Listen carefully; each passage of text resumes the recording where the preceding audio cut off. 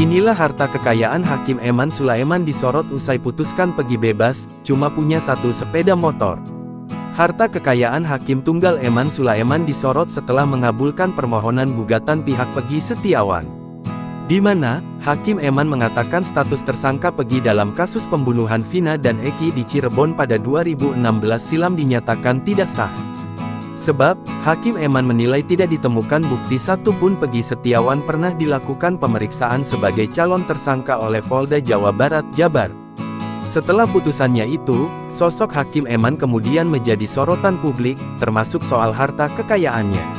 Dilansir laman pnbandung.go.id, Senin tanggal 8 Juli tahun 2024 Eman Sulaiman lahir di Karawang pada tanggal 10 April tahun 1975.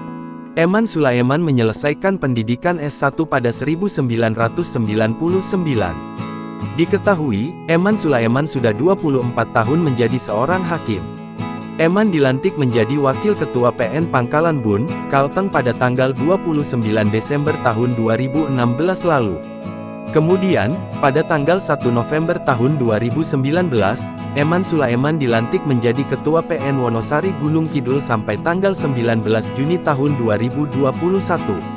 Lalu, Eman bertugas di PN Bandung sejak tanggal 5 Juli tahun 2021 dengan pangkat pembina tingkat 14B.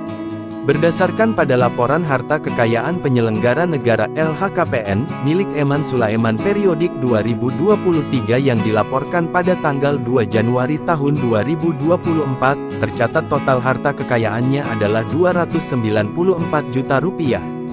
Diketahui, ia memiliki harta tanah dan bangunan senilai 720 juta rupiah. Dalam laporan hartanya tersebut, Eman Sulaiman diketahui hanya memiliki satu unit sepeda motor senilai 6,5 juta rupiah. Eman Sulaiman juga tercatat memiliki utang sebesar 480 juta rupiah. Total kekayaannya yakni tercatat 294 juta rupiah. Download Tribun X sekarang, menghadirkan lokal menjadi Indonesia.